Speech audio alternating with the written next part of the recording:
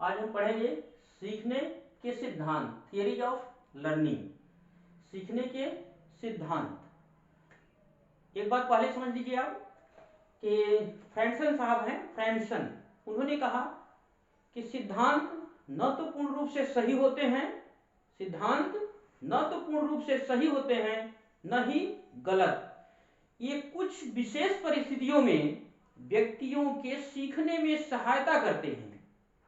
समझ रहे हैं? सिद्धांत न तो पूर्ण रूप से सही होते हैं न तो पूर्ण रूप से गलत। ये कुछ विशेष परिस्थितियों में व्यक्ति की सीखने में सहायता करते हैं। किसने कहा था? फ्रैंकसन साहब ने, फ्रैंकसन नाम था उनका।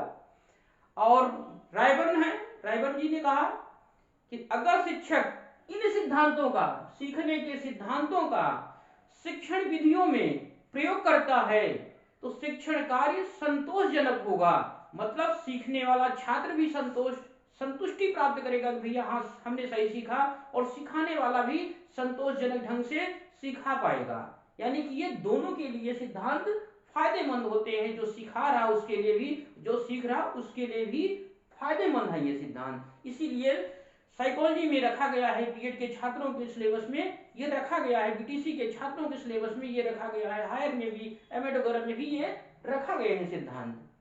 चलिए देखते हैं। सिद्धांतों को दो भागों में बांटा गया है।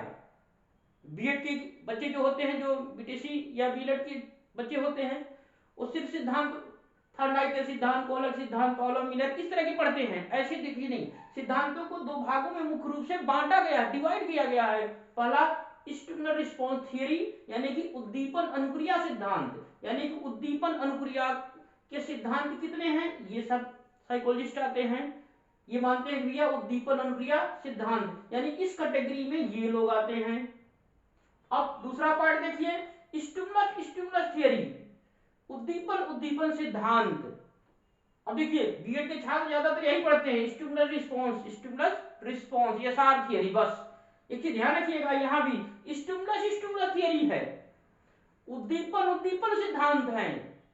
ये ध्यान रखिएगा कि उद्दीपन सिद्धांत भी होता है, स्टिमुलर रिस्पॉन्स थियरी तो होती ही है, साथ में स्टिमुलस थियरी भी होती है, यानी एसएस थियरी भी होती है। यानी कि सीखने के सिद्धांतों को दो भागों में डिवाइड किया गया है, स्टिमुलर रिस्पॉन्स थियरी, स्टिमुलस थियरी। इसके अंतर्गत इतने साइकोलॉजिस्ट आते हैं, इसमें भी कैटेगराइज किया गया है, ध्यान रखिएगा। चलिए इधर से देखते हैं कि स्टिमुलस थियरी क्या है, मतलब उद्दीपन क्या है, उद्दीपन अनुक्रिया सिद्धांत क्या है, या उद्दीपन अनुक्रिया क्या है, या स्टिमुलस रिस्पॉन्स क्या है। पहले बात समझिए कि स्टिमुलस का मतलब होता है प्रॉब्लम, समस्या।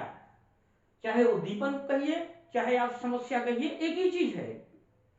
बच्चे परेशान रहते हैं, आजीवन ज्यादातर परेशान रहते हैं कि यार उद्दीपन का मतलब क्या होता है, या स्टिमुलस का मतलब क्या होता है। सीधा मतलब होता है समस्या। उद्दीपन अनुक्रिया सिद्धांत, स्टिमुलस यूज होता है समस्या, रिस्पॉन्स मतलब समस्या को कैसे समाधान करना है।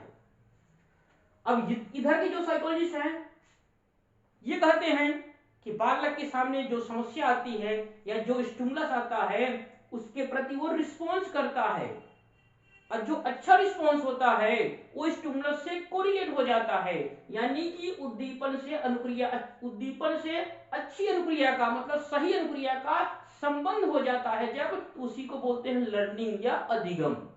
मतलब उद्दीपन से सही अनुक्रिया का जब संबंध स्थापित हो जाता है उसी को बोलते हैं अधिगम या लर्निंग।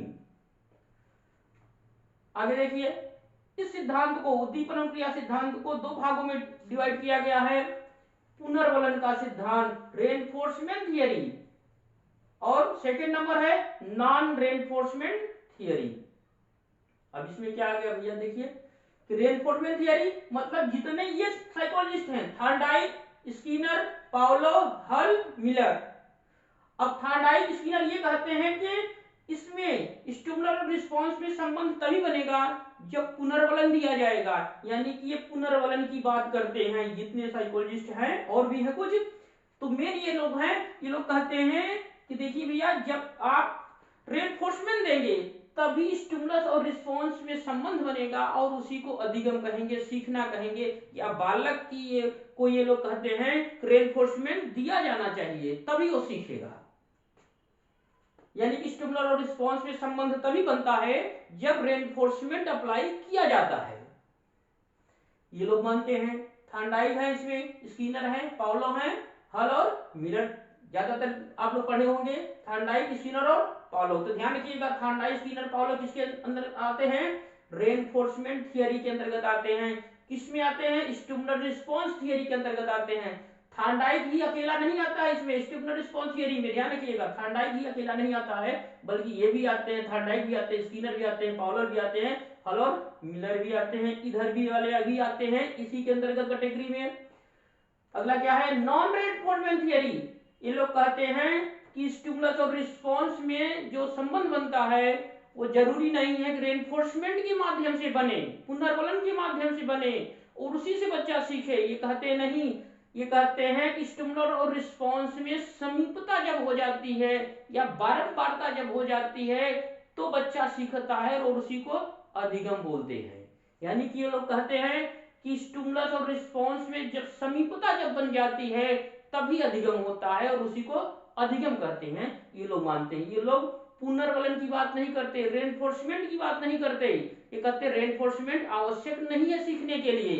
ये लोग कहते हैं थॉर्नडाइक, स्किनर, पाउलो, ये लोग कहते हैं कि नहीं, सीखने के लिए या अधिगम के लिए पुनर्बलन की जरूरत है, रेनफोर्समेंट की जरूरत है। ये लोग कहते हैं नहीं, पुनर्बलन की जरूरत ही नहीं है, पुनर्बलन की जरूरत ही नहीं पड़ती बच्चे को देने के लिए या सीखने के लिए या अधिगम में पुनर्बलन की जरूरत ही नहीं पड़ती है, अपने आप अधिगम किया जा सकता है। कौन मानते हैं? वाटसन, गथरी मानते हैं कि भैया पुनर्बलन की जरूरत नहीं है, बच्चा सीख जाएगा। एक चीज और ध्यान रखिएगा, ये वाटसन एग्जाम में खूब पूछता जाता है। वाटसन किसके कैटेगरी में आते हैं? Stimulus response theory. और किस में आते हैं? नॉन रेनफोर्समेंट थियरी के अंतर्गत आते हैं। ये पुनर्बलन की बात नहीं करते वाटसन साहब। अच्छा, एक चीज और ध्यान रखिएगा, यही वाटसन है जिन्होंने कहा था कि हमें 1 दर्जन बच्चे दे दीजिए, आप जैसा कहेंगे मैं डॉक्टर, इंजीनियर, वकील कुछ भी बना सकता हूं। अब एक चीज ध्यान रखिएगा, यहां जो बच्चों की बात इन्होंने किया था, दिव्यांग बालक की बात नहीं किया था कि हमें दिव्यांग बालक दे दो और हम जैसा चाहें वैसा बना देंगे, नहीं, ये सामान्य बालक की बात किए थे कि हमें एक सामान्य बालक 1 दर्जन दे दीजिए, ये जैसा चाहेंगे वैसा बना देंगे। अच्छा, एक चीज और ध्यान रखिएगा, अब ये सामान्य बालक की बात तो कर रहे हैं कि हमें सामान्य बालक जो है 1 दर्जन दे दीजिए, क्या सामान्य बालक के जैसा चाहे वैसा बना देंगे? एक चीज ध्यान रखिएगा, इनका जो सिद्धांत है मनोविज्ञान का, माइंडलेस साइकोलॉजी कहा जाता है। इनके मनोविज्ञान को मन रहित मनोविज्ञान कहा जाता है। मन रहित, माइंडलेस साइकोलॉजी। ये मानते हैं कि मनुष्य या बालक में जो है माइंड होता ही नहीं है, इसीलिए कह रहे थे कि हमें 1 दर्जन बच्चे दे दीजिए और जैसा कहेंगे मैं वैसा बना दूंगा। क्यों ये कहते हैं? क्योंकि ये मानते हैं कि बच्चे के अंदर माइंड होता ही नहीं है, मन होता ही नहीं है, इसीलिए कह रहे थे कि मुझे 1 दर्जन बच्चे दे दीजिए, मैं जैसा कहोगे आप वैसा बना दूंगा।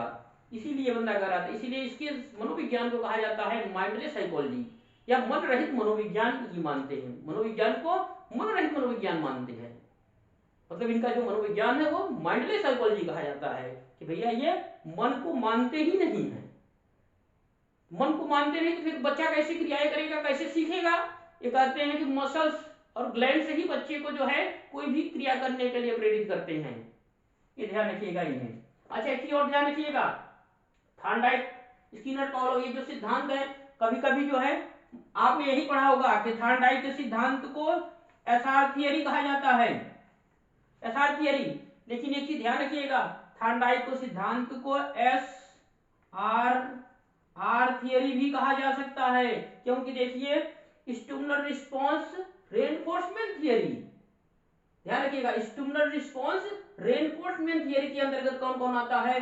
थॉर्नडाइक आएंगे, स्किनर, पाउलो, मिलर और हल आएंगे। ध्यान रखिएगा, अगर जो है वाटसन को पूछा जाएगा इसकी इस कैटेगरी के अंतर्गत आता है तो आपको बताना है stimulus response non reinforcement theory के अंतर्गत ये आता है। दोनों बहुत बड़ा अंतर है इन दोनों में, ध्यान रखिएगा।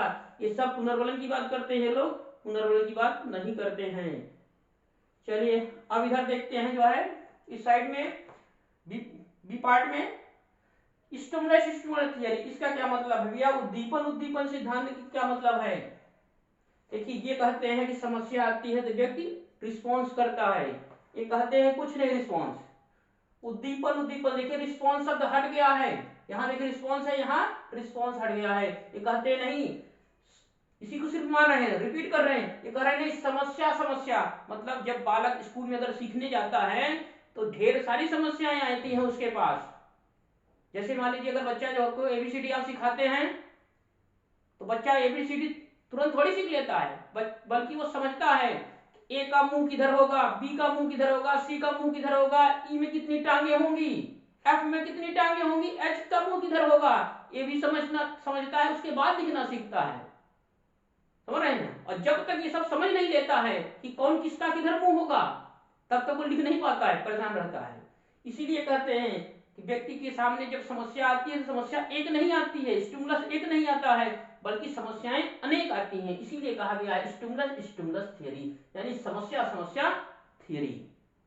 अच्छा एक चीज ध्यान रखिएगा, स्टिमुलस स्टिमुलस थियरी को देखिए यहाँ संज्ञानात्मक सिद्धांत, संज्ञानात्मक सिद्धांत, इसी को संज्ञानात्मक सिद्धांत भी कहा जाता है। ध्यान रखिएगा स्टिमुलस स्टिमुलस थियरी को कॉग्निटिव थियरी भी कहा जाता है। अगर कॉग्निटिव थियरी कहा गया इसका मतलब इसमें पियाजे साहब का भी नाम कहीं रहेगा। अब पहले इधर समझिए स्टिमुलस स्टिमुलस थियरी, यानी कि व्यक्ति या बालक के सामने कोई एक समस्या नहीं आती, समस्याएं ज्यादा ही आती हैं, तो व्यक्ति या बालक क्या करते हैं उन समस्याओं को, मतलब जितनी समस्याएं आ रही हैं उसके सामने, उनके अर्थ मीनिंग कॉन्सेप्ट को समझने का प्रयास करता है। जब सभी समस्याओं के मीनिंग और कॉन्सेप्ट को समझ जाता है तो उसके मन में, माइंड में एक कॉग्निशन मैप बन जाता है, संज्ञानात्मक नक्शा बन जाता है, और जब वो नक्शा बन जाता है तो उसी को अधिगम कहते हैं ये लोग।